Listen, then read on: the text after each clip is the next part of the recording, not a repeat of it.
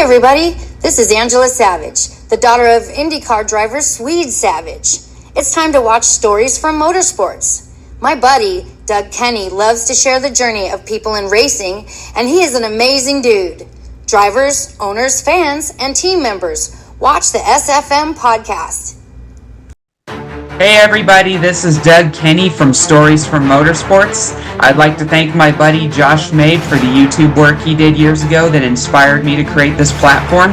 I'd like to thank my buddy Victor Sifton for convincing me to get back into it after my hiatus from 2017 to 2019. I have a very special treat for you all today with an amazing journey from an amazing racing figure. Drivers, start your engines.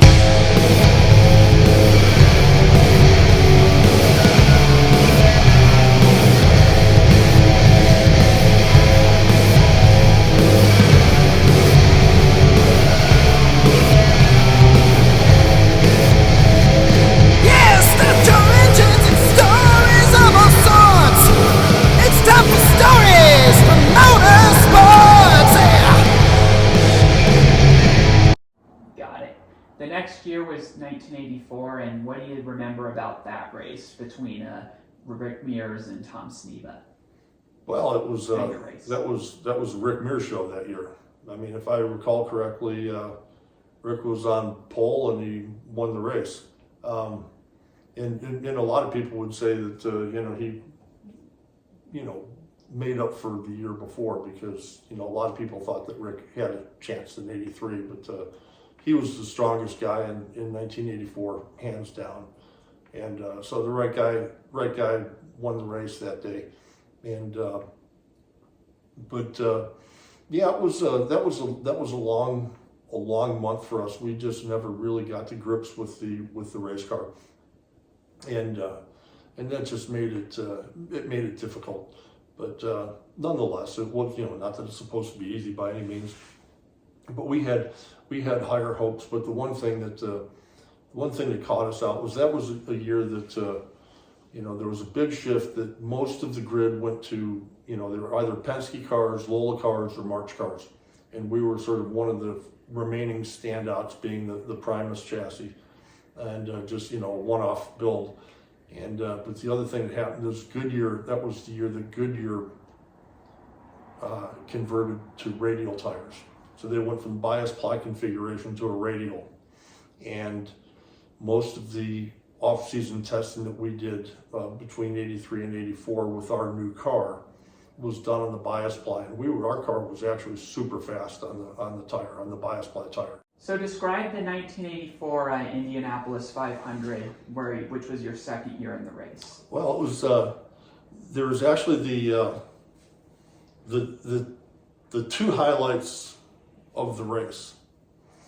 The first one was, and it was actually a low light for Gordon Johncock, but we were coming through. I was behind Johncock, and we were coming through the short chute between 3 and 4, and then going through turn 4, and then so Gordy was just a little bit in front of me, and I noticed him get a little bit wonky.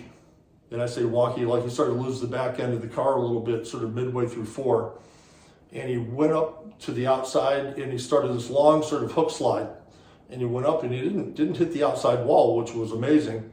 But then he went and he spun in. So he spun in, but spun down, but he spun at a trajectory. And now I'm coming through turn 4, and I'm like looking, sort of with my eyes, I'm like looking that way. I'm like going, holy shit, he's literally going to thread the needle, go right into the pit lane. Now, we were one of the first pit stalls towards pit in. Mm-hmm. So I think we were like 3rd or 4th in there, but we were very close to the pit in.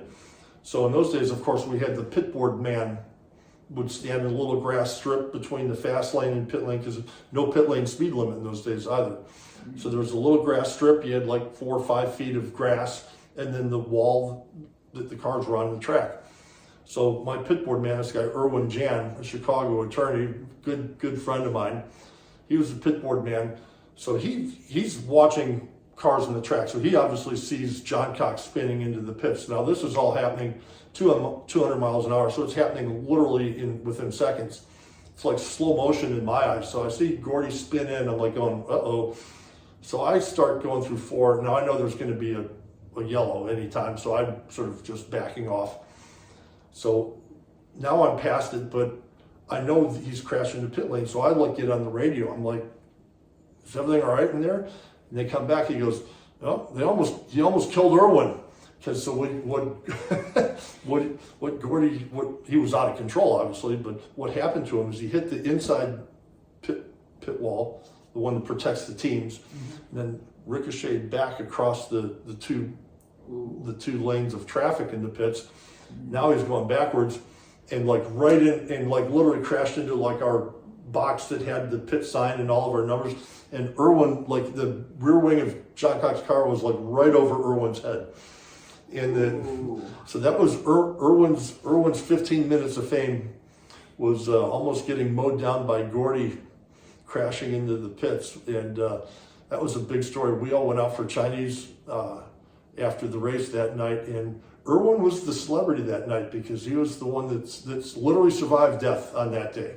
So Irwin was our hero and our celebrity for the day, and it was pretty funny. As I recall, the Indianapolis Star actually wrote a story on Irwin surviving the crash in the pits. And all joking aside, it was a close call, and he was lucky. I'd like to give him credit for managing to get out of the way, but I think it was more a matter of he just sort of ducked and hoped for the best, and for whatever reason, Johncock didn't lay a hand on him. So that was pretty interesting. But so that was a 15th place finish for us.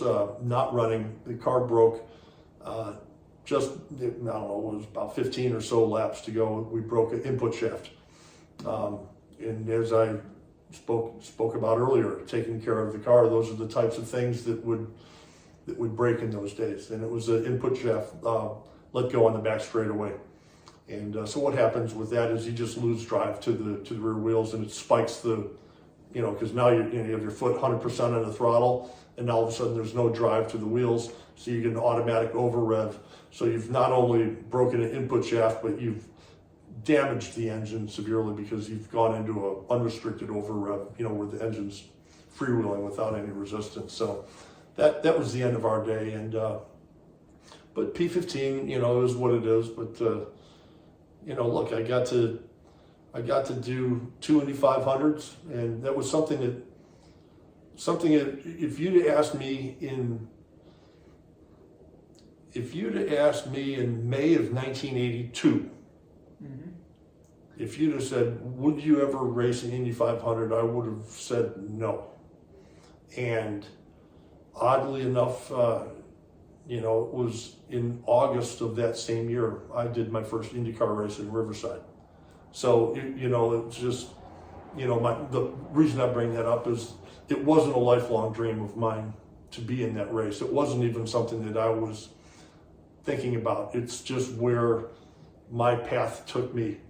And looking back on it, I was very, very fortunate to have had the opportunity and to have had and to have done well, looking back on it, the results don't mean anything to me.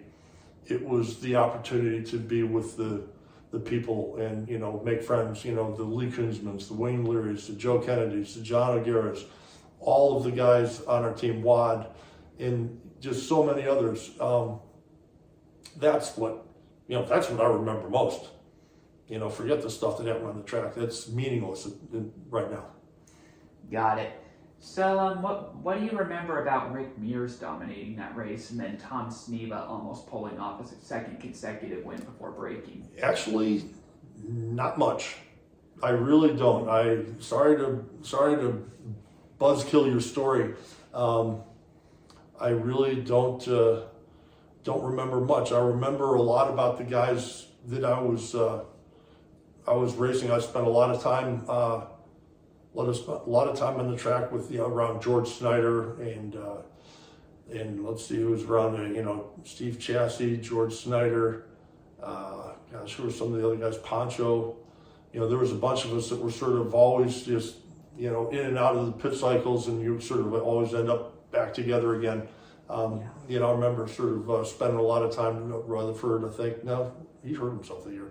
I don't know, but yeah, I remember sort of just being around sort of the same guys, but never really. I was probably just trying to stay out of their way is what I was trying to do. Mears and Sneva. Hey everybody, I hope you enjoyed today's video. Please hit like and subscribe if you did so, and please continue supporting our amazing guest. And everybody, we'll see you next time on SFM. Hi, this is Ted Warner speaking. While the checkered flag is waved for this program, stay tuned for next week for the next episode of SFM. Thanks to Doug Kenny for what he does for motorsports.